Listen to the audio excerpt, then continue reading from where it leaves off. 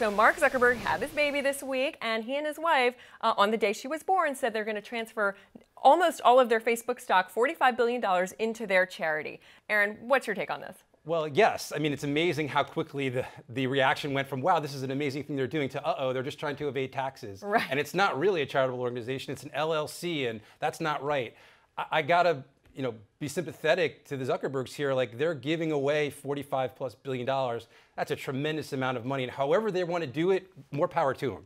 Andrew, what do you think? I think that there's been, it's kind of much ado about nothing. This is kind of touching on the altruism of the valley and this, that, and the other. I mean, look, he could have spent all that money on a yacht. I mean, He could have spent it on a classic philanthropy. He could have done nothing with it, like Steve Jobs. So, the way I see it is just too much noise. And, he did make this donation to the Newark school system a few years ago, $100 million. It didn't go very well. A lot of that money was squandered away on consultants and such. And, what he posted a defense of this. The criticism was so big.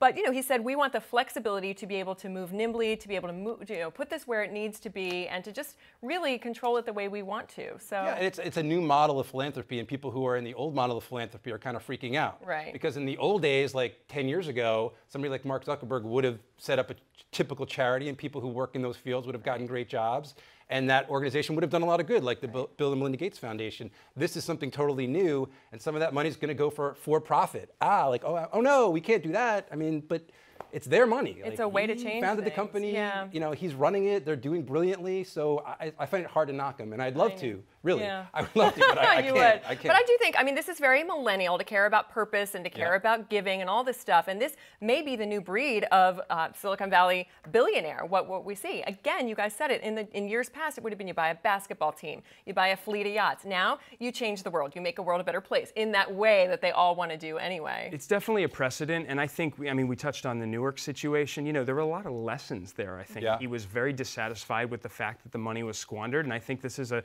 good indication that he wants it to go differently this time. Yeah, definitely.